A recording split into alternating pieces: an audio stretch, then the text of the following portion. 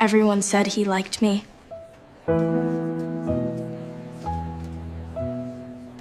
He said my name out loud, again and again. The fast gun. Yeah, I like her. No one got jealous. No one took it seriously.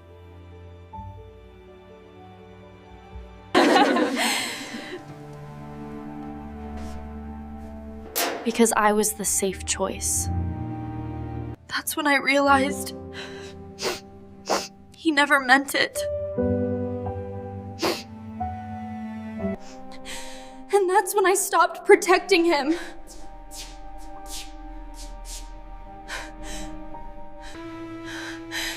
And that's when I stopped protecting him.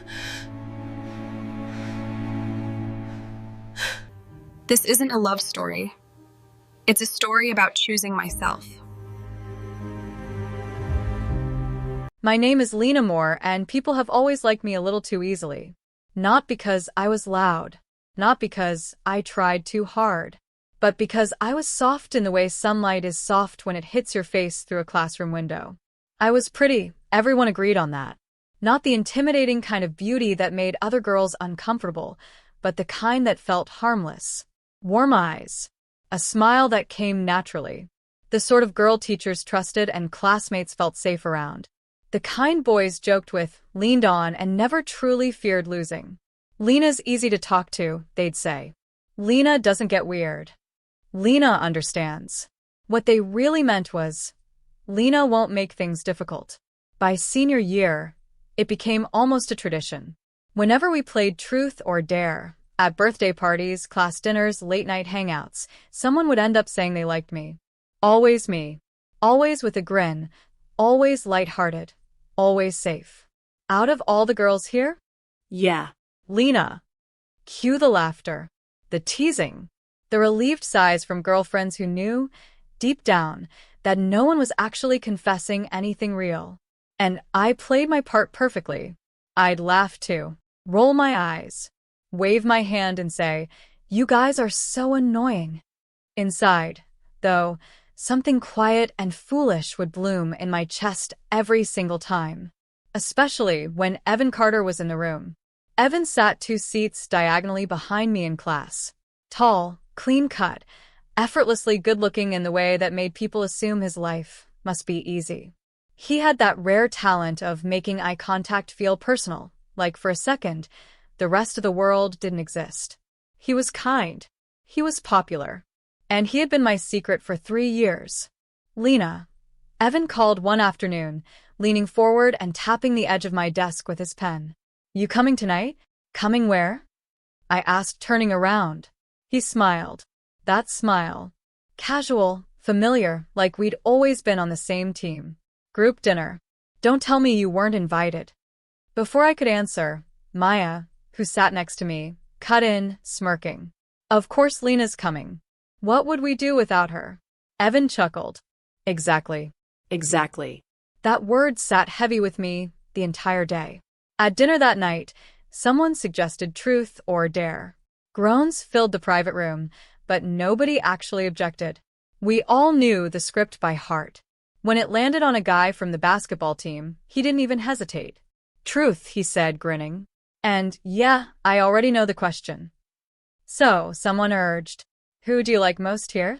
He raised his glass slightly, eyes landing on me. Lena, obviously. Cheers erupted. Someone clapped. Someone else joked. Again? Can we get a new answer for once? I laughed along, cheeks warm, heart doing that stupid, hopeful flutter. Then someone said it. Hey, Evan, a voice called out. What about you? The room shifted. Just a little. Evan leaned back in his chair, arms crossed, pretending to think. Then he looked at me. Lena, he said easily. Always Lena. The way he said my name wasn't mocking. It wasn't exaggerated. It sounded fond. My breath caught. For a moment, a dangerous, fragile moment, I wondered if maybe I wasn't just the joke. Maybe I wasn't just the safe answer. Maybe, just maybe, I was different. I smiled like I always did. Calm. Unbothered. The version of me everyone expected. If I hadn't already overheard Evan in the hallway a week earlier. Relax, he'd laughed, voice low and careless. Lena won't misunderstand. Girls like her always know where they stand. I wasn't always this good at smiling. There was a time, long before Evan, before Truth or Dare, before people decided I was easy to like, when I still believed my feelings deserved space. In middle school, I was known as the pretty girl who didn't try. I developed early, grew into my features fast, and by 13 I already looked like someone people noticed. Teachers praised me for being mature. Girls watched me carefully. Boys didn't know how to talk to me yet, so they stared when they thought I wasn't looking. Lena's really pretty, they'd whisper. But she's too nice, someone else would add. She wouldn't get mad even if you teased her. At first, the comments were harmless. Or at least, that's what everyone said. Hey, Lena, a boy once joked during lunch. If I asked you out, you wouldn't say no, right? I laughed awkwardly. Why would you even ask that? See, his friend snickered. I told you. She wouldn't. That was the first time I felt it, that strange, sinking realization that being liked didn't mean being respected. By high school, I'd learned the rules. Rule 1. Don't be too serious. Rule 2. Don't make things awkward. Rule 3. Never act like you're special. So when people joked, I laughed first. When they crossed lines, I pretended not to notice. When someone said something that stung, I swallowed it before it showed on my face. Lena's cool like that, people would say approvingly. Not sensitive at all. What they didn't see was how carefully I'd trained myself to disappear inside my own reactions.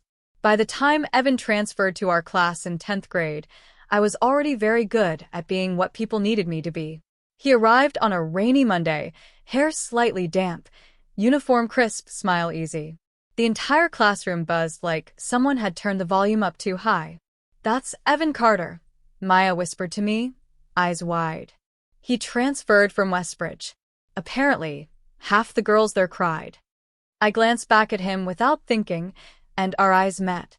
He smiled. Not the polite smile people give strangers. A real one. Warm. Direct. My heart did something small and traitorous. From that day on, Evan existed everywhere. Girls found excuses to pass his desk. Teachers called on him more than necessary. His name floated through conversations like background music. And somehow, without either of us planning it, I became part of his orbit. Lena, he'd say casually, tapping my chair. Can I borrow your notes?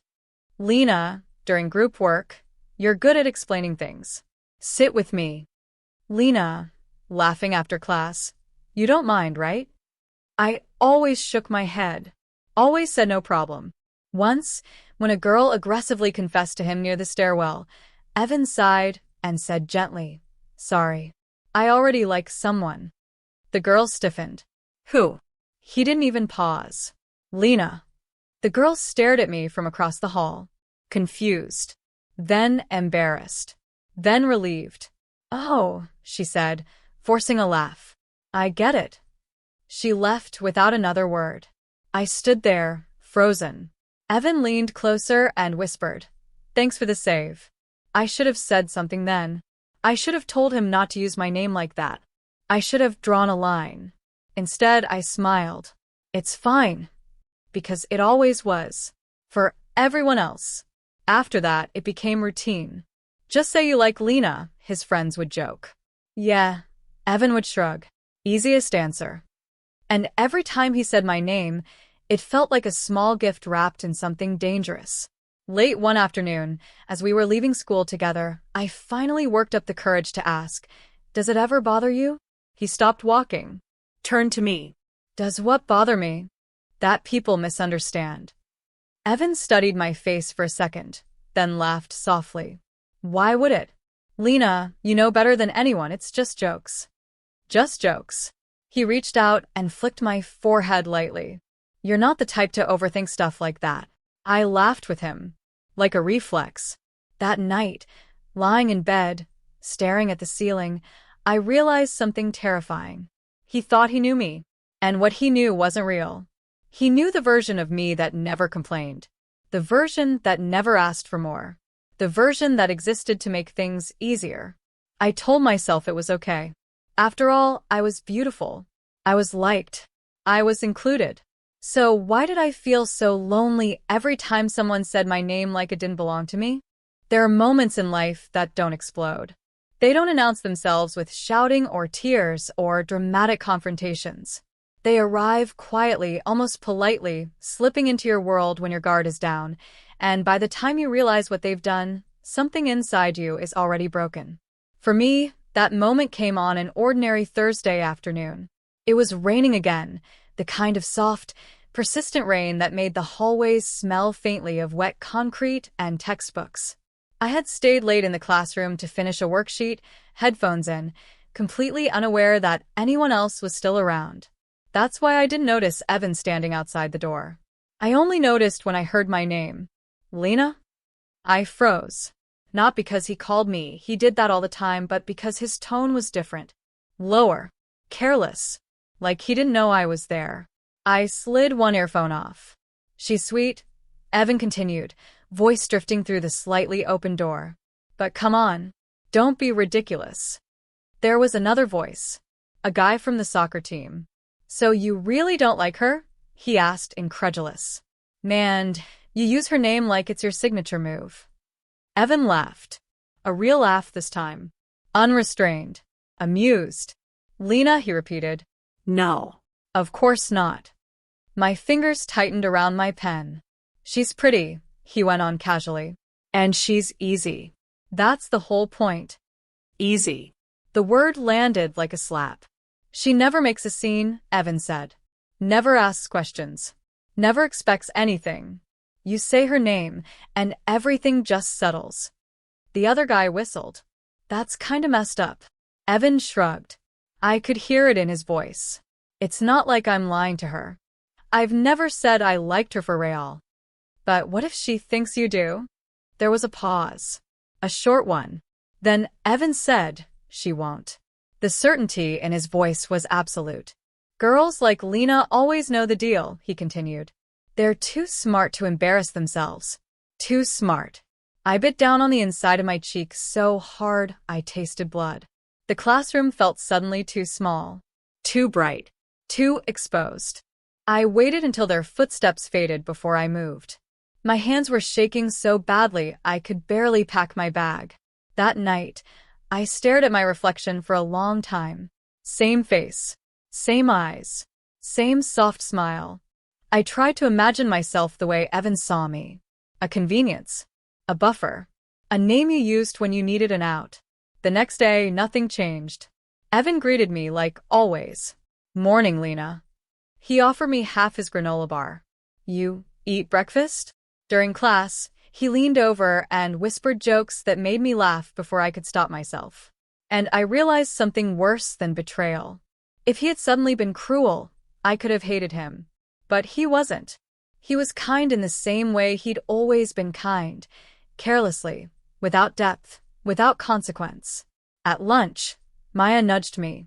You okay? You're quiet. I'm fine, I said automatically. Across the table, Evan was laughing with someone else, head tilted back, eyes bright. Perfect. Untouched. Later that afternoon, someone suggested truth or dare again. I wanted to leave. I didn't. The bottle spun. It landed on Evan. Truth, someone said eagerly. Same question as always. Evan didn't even hesitate. He smiled and looked straight at me. Lena. The room erupted in cheers. My heart did not. For the first time, I didn't smile back. It was small, almost unnoticeable. But Evan noticed. His brow furrowed. What? I shook my head. Nothing. But something had shifted. That night, my phone buzzed. Evan, you've been weird today. Did I do something? I stared at the message for a long time. 1,000 words rose to my throat. I typed one sentence. Me no. I just realized something. 3 dots appeared. Disappeared. Appeared again. Evan, realized what? I turned my phone face down. For the first time in 3 years, I didn't rush to make things easier. And somewhere deep inside me, the version of myself that always said it's fine went very, very quiet. The strange thing about realizing the truth is that it doesn't always make you loud. For me, it made everything quiet. I didn't confront Evan the next day, or the day after that. I still answered when he spoke, still nodded, still laughed at the right moments.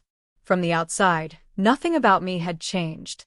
That was the most dangerous part, because Evan relaxed again, convinced whatever invisible tension he'd sensed had been his imagination. He leaned closer than usual during class. "There you go," he murmured. "You scared me for a second." I smiled, but it felt like borrowing someone else's face. A week later, we were paired for a group project. Just the two of us, sitting in the library as evening lights stretched long and golden across the tables. It was the kind of setting that used to make my heart race. Evan dropped his bag beside me and grinned. "Guess it's just us." Looks like it, I said. We worked in silence for a while. He was focused, scribbling notes, occasionally pushing his hair back the way he always did when he was thinking. I watched him without wanting to anymore. Finally, he glanced up. "You've been distant." I didn't answer right away. He sighed lightly, like this was mildly inconvenient. "Did someone say something to you?" There it was. Not "I might have hurt you." Not "did I do something wrong?" Just, "who filled your head?" I closed my notebook. "Evan, when you tell people you like me, what does that mean to you?" He blinked, clearly not expecting that. "It means," he said slowly, choosing his words, "that I'm answering a stupid question in the easiest way possible. And to me." He laughed softly. "Lena, you know I don't mean anything by it." I met his eyes. "You're sure I know that?" His smile faltered for half a second. Then it came back, gentler, warmer, practiced. Come on. "You're not like that. You don't get caught up in nonsense." There it was again. That invisible cage he'd built for me. I nodded. "Right." Relief washed over his face immediately. Too immediately. "That's what I thought," he said, reaching out to ruffle my hair like he always did. "I knew you'd understand." Something inside me recoiled. I stood up. "I'm going to get water." When I came back, Evan was texting someone, smiling down at his phone. He didn't notice the way my hands were shaking. That night, Maya called me. "You and Evan okay?" she asked carefully. "People are saying you two seemed weird." I stared at my ceiling. "Maya, do you think it's possible to like someone and still use them?" She was quiet for a long moment. "Lena," she said finally, "who hurt you?" I didn't answer, because the truth was harder than that. No one had hurt me. They just assumed I would endure. The next time we played Truth or Dare, it landed on Evan again. Someone grinned. Same question. Evan opened his mouth. For the first time ever, I spoke before he could. "Don't," I said quietly. The room went silent. Evan stared at me, surprised. What? I smiled, soft, calm, unmistakably final. "Pick someone else." No anger, no drama, just a boundary. Evan laughed awkwardly. "You're being strange again." Maybe. But as he looked around, searching for the familiar comfort he used to find in my eyes, he didn't find it. And for the first time, his name felt lighter than mine. People notice silence faster than noise. They noticed when Evan stopped saying my name. At first, it was subtle. In conversations during games, in those familiar moments where he used to casually drop, "Lena." Now, he hesitated, redirected, smiled, and chose someone else. Out of everyone here, a boy asked during lunch one day, "Who do you like most?" Evan opened his mouth, and then said another girl's name. The table froze for half a second before bursting into laughter. "Oh," someone teased. Plot twist. I kept eating, eyes on my plate, pulse steady in a way that surprised even me. From the outside, it probably looked like nothing. From the inside, it felt like stepping out of a long, suffocating role. The girls reacted first. Maya cornered me in the bathroom. "Did you and Evan fight?" No. Then what happened? I washed my hands slowly. I stopped playing. Her eyes widened. "Lena, do you know what that means?" I did. It meant no more protection. No more being the safe answer. No more borrowed importance. The boys reacted next. Without Evan using my name, the jokes faded. Invitations thinned. Conversations shifted away from me like water finding an easier path. Lena's been quiet lately, someone remarked. She's changed, another said. Did she get upset about something? I didn't correct them.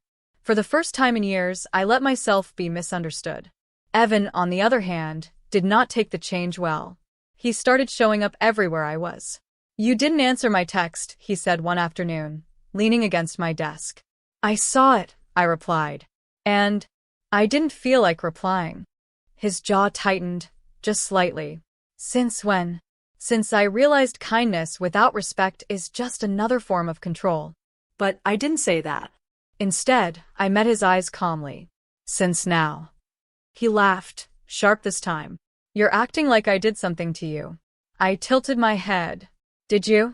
For a split second, the mask cracked. Then he scoffed. You're overthinking. You always do this when you get in your head. Always. Like he'd memorized a version of me and refused to update it. Evan, I said gently, you don't get to tell me who I am anymore. The words landed heavier than I expected. He stared at me, then laughed again louder. Wow. Okay. Guess you're going through something. He walked away. That night, my phone buzzed nonstop. Evan, you're making things awkward for no reason. Evan, people are asking questions. Evan, I thought you were different. Different. That word used to feel like a compliment. Now it sounded like a warning. I didn't reply. Instead, I went for a walk alone. No music. No distractions. Just me and the quiet realization that being liked had cost me more than being lonely ever had. At school the next day, Evan didn't look at me. But people did. Not the curious, amused glances from before. These were assessing. Uncertain. They didn't know where to place me anymore. And neither did I. But for the first time, the emptiness didn't scare me. Because it was mine. Evan didn't lose me quietly. He lost me the way people do when they've mistaken access for ownership. It started with small things, things meant to remind me of what I was walking away from. He laughed louder when other girls talked to him. Made sure I saw the way they leaned in, the way their fingers brushed his arm. He answered questions with exaggerated charm, like he was performing for an audience of one. Me. It didn't work. So he escalated. One afternoon, during free period, he sat across from me without asking. You're punishing me, he said flatly. I looked up from my book. I didn't know I had that power. He frowned. Don't do that. Do what? Act like you don't care. I studied his face, really studied it for the first time without wanting his approval. I saw irritation under the charm. Confusion. A bruised ego struggling to understand how something so familiar had slipped away. You're right, I said calmly. I don't care the way I used to. Silence stretched between us. That's not fair, he said finally. I closed my book. Neither was assuming I'd stay. His breath hitched, just slightly. The rumors started soon after. She thought Evan liked her for real. She got attached and freaked him out. Pretty girls always think they're special. I heard them all. And for once, I didn't rush to correct the narrative. Let them believe what they wanted. Because I knew the truth. Then came the day everything broke open. Someone suggested truth or dare again. Last week of school, final hangout before graduation. The room buzzed with nostalgia, laughter sharp and reckless. The bottle spun. It landed on me. Truth, someone said eagerly. Since you've been so mysterious lately.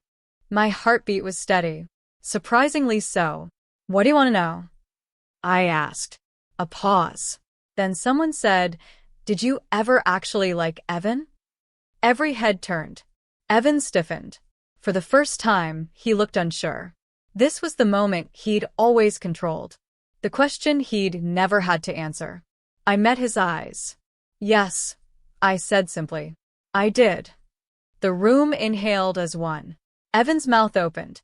Lena, but I continued, voice calm, unshaking. I liked the version of you I thought existed. Not the one who decided what I could feel for me. Silence. I smiled, not the soft, accommodating smile they were used to, but something quieter, stronger. I'm not embarrassed, I added. I'm just done. Someone laughed nervously. Someone else cleared their throat. Evan looked like he'd been slapped. You're doing this on purpose, he said low. You know what people will think. I nodded. Yes. And you don't care? I met his gaze. No. For the first time, Evan Carter didn't have a comeback. The room slowly filled with sound again, but it felt different, like the script had been thrown away. That night, my phone buzzed once. Evan, you didn't have to say it like that. I stared at the message. Then typed back. Me. I didn't have to stay silent either. I turned my phone off, and in that quiet, something inside me finally stood up straight. The world didn't end after I told the truth. That surprised me the most. Monday came just like it always did. The bell rang. Teachers complained about deadlines. Students groaned and laughed and worried about exams. Life went on with an almost offensive normalcy. But something had changed. People didn't joke with me the same way anymore. They didn't use my name as punctuation in conversations. They spoke to me more carefully, some awkwardly, some with a new kind of respect they weren't sure how to show. Maya walked beside me between classes, bumping my shoulder lightly. You know, she said, that was kind of iconic. I smiled. It didn't feel iconic. It never does when you're the one doing it. Evan avoided me for 3 days. Then he didn't. He started watching instead. From across the classroom. From the hallway. From behind conversations he pretended not to be listening to. It was the look of someone realizing too late that what they'd taken for granted had never been guaranteed. I noticed and kept going. I joined a study group. I'd always been too busy accommodating others to join. I stayed after class to talk to teachers about my future instead of lingering in hallways waiting to be included. I laughed more freely, without checking who was watching. And something unexpected happened. People met me again. Not Lena, who makes things easy. Just Lena. A boy from my physics class, Noah, started walking with me after school sometimes. Not flirtatious. Not dramatic. Just conversation. You're different from what I expected, he admitted one afternoon. I raised an eyebrow. Good different or bad? He smiled. Real different. Evan noticed that too. One day, as Noah and I were leaving together, Evan called my name. I turned. He hesitated, then said, "Can we talk?" I considered it, then nodded. We stood near the lockers, the space between us unfamiliar now. I didn't think you'd actually walk away, Evan said quietly. I know. That night you meant it. Yes. He swallowed. You never gave me a chance to explain. I studied him, really studied him, and felt nothing like before. You had years, I said gently. You just didn't think you needed to. His jaw tightened. I didn't know you were hurting. I shook my head. You knew. You just trusted me to carry it. That landed. Evan looked down at the floor. I miss you. I didn't flinch. I miss who I was before I needed permission, I replied. Not you. He nodded slowly, like someone accepting a loss they couldn't argue their way out of. When I walked away, I didn't look back. Later that week, someone asked me quietly, "Do you regret saying it?" I thought about it. About the loneliness, the fear, the freedom. No, I said. I regret waiting so long. That night, I wrote my college application essay about voice. About learning when silence is survival and when it's surrender. And for the first time, my story belonged to me. Graduation arrived the way endings often do, disguised as celebration. Caps and gowns. Group photos. Forced smiles and promises to stay in touch. Everyone was so busy marking the moment that no one noticed how much space had already grown between us. Evan stood 3 rows ahead of me during the ceremony. I didn't watch him. I watched the stage. The future. The version of myself who had learned to take up her own space without apology. After the ceremony, families flooded the courtyard. Cameras flashed. Names were called. People hugged too tightly, like they were afraid of letting go. Maya found me first. You survived, she said, wrapping me in a hug. We all did. I smiled. Noah showed up next, holding 2 bottled waters. For the graduate, he said lightly. I thanked him, noticing how natural it felt to accept something without wondering what it cost. Across the crowd, Evan watched. He hesitated more than once before finally approaching. Congrats, he said. Thank you. An awkward pause settled between us, filled with everything we hadn't said and no longer needed to. So, he tried. Where are you going? Northbridge, I replied. His eyes widened. That's far. I nodded. It is. He swallowed.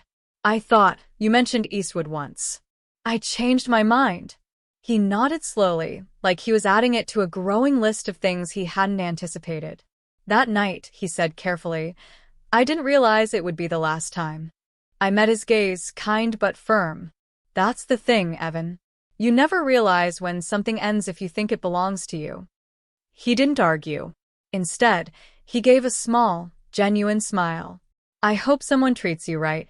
I smiled back. I already am. When I left, I felt no dramatic release. No cinematic triumph. Just peace. Summer passed quietly. I worked. I read. I learned how to sit alone, without shrinking. When orientation day came, I moved into my dorm with a single suitcase and a steady heart.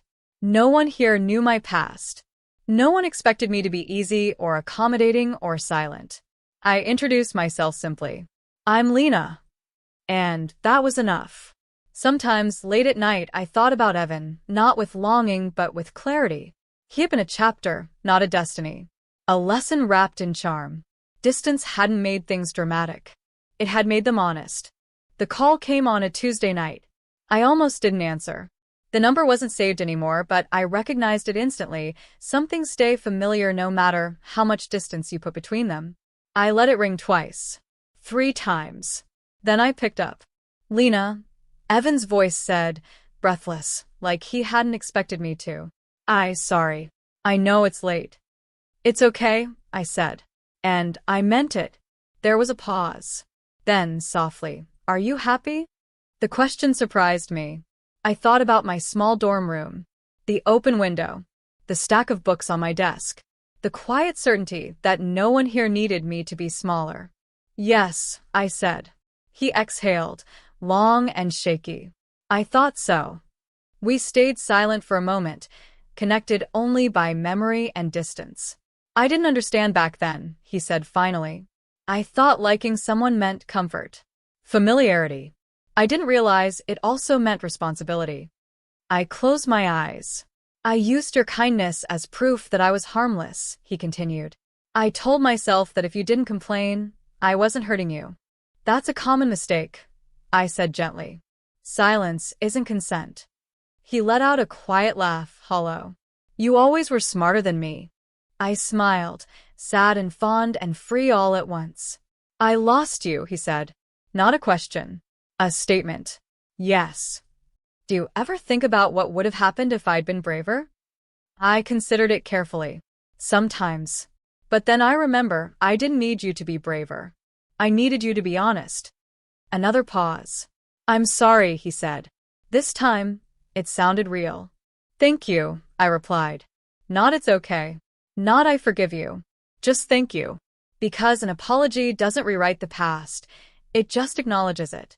I won't call again, Evan said quietly. I just needed you to know that you mattered. That you weren't nothing. I opened my eyes, looking at the reflection of myself in the dark window. Come. Whole. I know, I said. I always did. We said goodbye, without promises. After the call ended, I didn't cry. I didn't replay his voice or wonder what could have been. I went back to my desk and kept writing. Some stories don't end with reconciliation. They end with recognition. There's a particular kind of love story people like to tell. The kind where a girl is patient long enough, kind enough, quiet enough, and one day, someone finally realizes her worth. This was not that story. This was the story of a girl who stopped waiting to be chosen. At Northbridge, no one knew my past. No one called my name like it was a convenience. No one mistook my kindness for permission. I spoke when I wanted to. I said no when I meant it. I laughed without checking the room first. And slowly, the world adjusted. Sometimes, in group conversations, someone would look at me and ask, "What do you think?" Not because it was easy, but because it mattered. I learned that being beautiful doesn't mean being available. That being kind doesn't mean being endless. That being loved should never require shrinking. On quiet evenings, when campus lights glowed like constellations fallen to earth, I'd think about the girl I used to be. The one who smiled through confusion, who mistook attention for affection, who believed that staying silent was the price of belonging. I wish I could tell her this. You were never hard to love. You were just surrounded by people who loved without courage. One afternoon, months later, someone new reached for my hand. Not to claim it, not to test it, just to hold it. And for the first time, love didn't feel like something I had to earn by being easy. It felt like being seen. My name is Lena Moore. And this time, when someone says it, they mean me.